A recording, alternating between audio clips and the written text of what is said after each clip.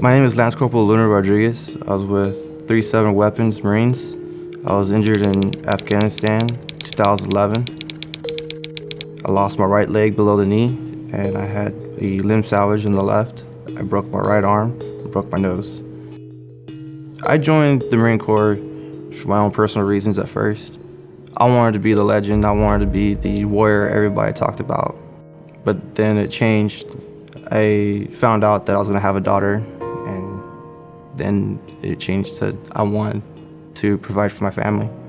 I wanted to live to take care of them.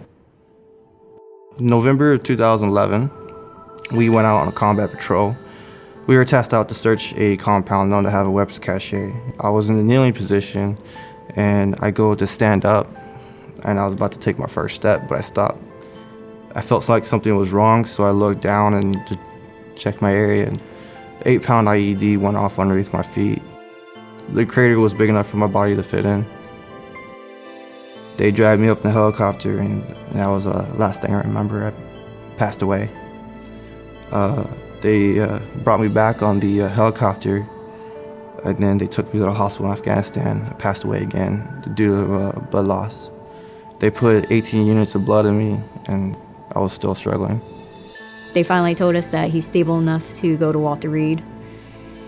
And we met up at Walter Reed. He was in ICU. Yeah, and then seeing his leg, his nub for the first time, it was a shock, but it's like, who cares? He's here. The first kiss, knowing that we're together again, is unbelievable. I remember the first time I saw the San Antonio skyline out my window, and I was really happy to be home. The one thing I told them was, like, I don't care what happens, I don't care how. I want to stand for my wife's delivery. And they're like, well, it's up to you. So I was like, all right, fine. I'll do my part. I'll see what I can do.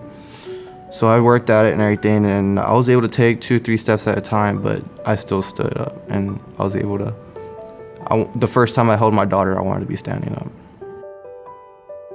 Once we moved into the house we're in right now, I wasn't able to get into our daughter's room, so I can stop at the door, and I couldn't really do anything else from there. I run the risk of falling down or tripping over things, and I actually have to get out of my wheelchair, hop at least once to get to the tub, and then try to aim for the shower chair. Scrapes against the wall from the wheelchair. There's paint missing everywhere. There's doors with holes, and it's horrible. Not holes, but no, big old gashes. Yeah. I'm always wanting to provide for my family. I'm always wanting to give them more than what I used to have. Right now, I work, 10, 15-hour days. I skip doctor's prosthetic appointments so I can continue working. I've been getting calls like, yes, I know, but can you see me on a Saturday? And they're like, well, I can't. I was like, well, I can't either. Because I work Monday through Friday, and I don't get home till like 7 or 8. And so it's really hard for me. It'll be a lot more easier on me to be, okay, let's take a day off, or I'll come home early this time. Homes for our troops is too amazing to be true. I still don't believe that it's gonna be happening. My own parents and family, they're like, nah, I'm not sure about that. I'm like, it's worth a shot. We can only try. It's amazing. Homes for our troops is just simply amazing. You've given us a shower where he can get into without hurting himself. I'm still in awe. I'm still unsure if I should believe this or not, but I'm excited. I really am. After the house, we're gonna have our second kid. So we can actually set up a nursery, and he will be able to get to the baby's room. 3-bedroom, we can have our 2 children that we want and still be fine. And with this house, I won't have to worry.